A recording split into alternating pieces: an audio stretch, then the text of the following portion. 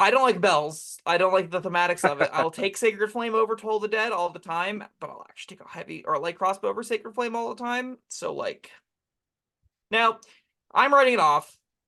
It isn't the end of the world. It's a D8 damaging cantrip at a 60-foot range. If you like the flavor, if you want to play a cleric that's mainly just casting spells, it's fine.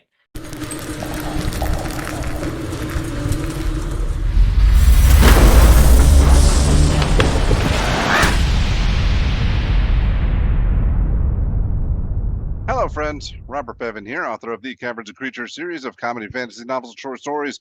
With me is Sam West, and today we're talking about the spell Sacred Flame. Oh, on fire. This is like the most cantrip or cleric-y cantrip of all time, and I'm so lukewarm on it. It's What does that mean? The like most cleric-y creature. it's just light that you burn somebody with, right? Like it's just Yeah. the holy word. You just every cleric and their mother takes it. Like it's what you do unless you're a death domain cleric, I guess.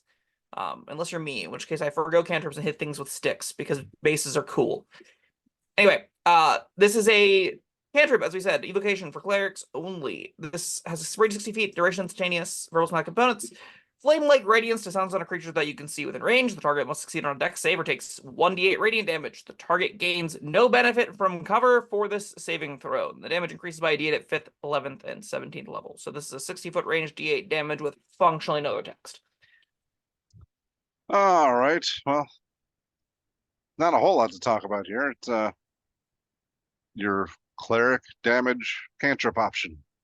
Yep. And it's worse And than almost all the other damage cantrip options that wizards and sorcerers and warlocks take over this. Yeah, but this is what you get. Sure. Or Cleric.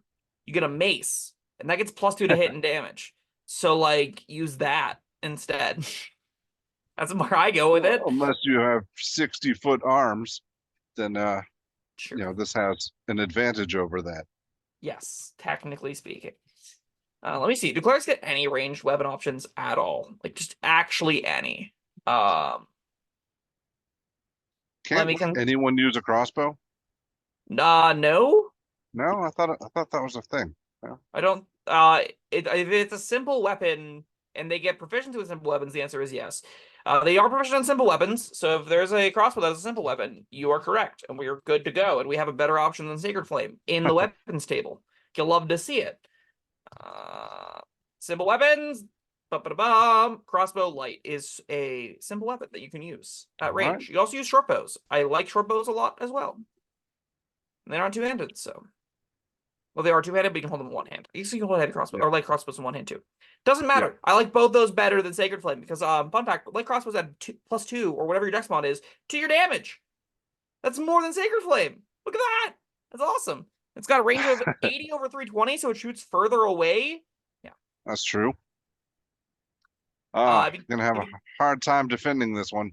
Yeah, all right, my first defense is that the rest of the cleric cantrip options aren't that great.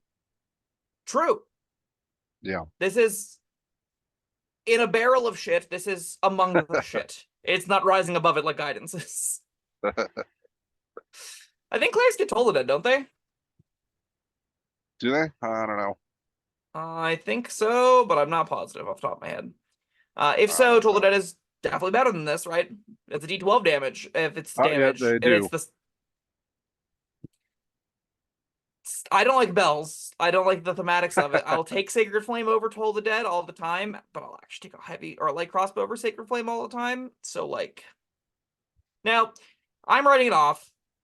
It isn't the end of the world. It's a D8 damaging cantrip at a 60-foot range. If you like the flavor, if you want to play a cleric that's mainly just casting spells, it's fine.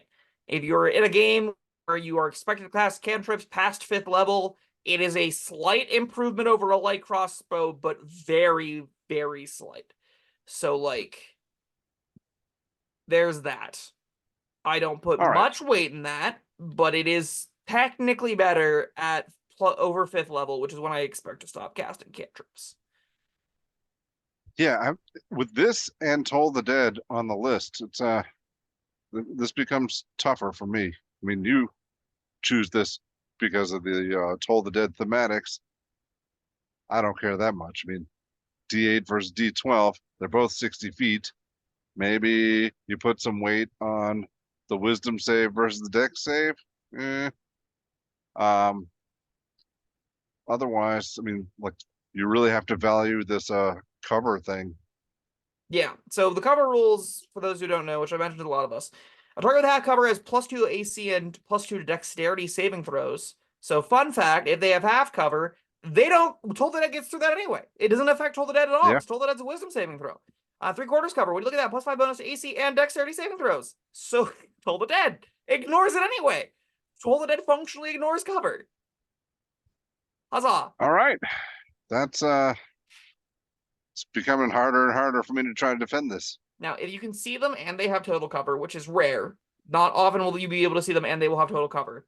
You cannot target them with attack or spell. And Sacred Flame, technically, I think, gets around those rules. I think. But I could be wrong. It still might be you can't target them. I'm not entirely sure. Consult the internet. It doesn't matter because it is not better than any other competitive options we're talking about. Toll the Dead is just pantses this. It's obviously way better. I still stand by +2 dexterity and I like crossbows where I'd much rather be. So I think either of those lanes is going to be more meaningful to you than taking Sacred Flame.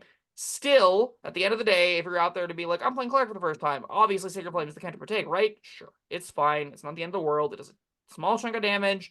It's not as much damage as you could be doing. It doesn't make you think all that hard because you don't have to put anything into your dexterity. You could just take a 16 wisdom, put the rest of your stats at random, and you will do fine with Sacred Flame. It won't be better than a future spell printed in another book, but it'll be fine. It's not the worst thing ever. It's just not great. No, not the worst thing ever, but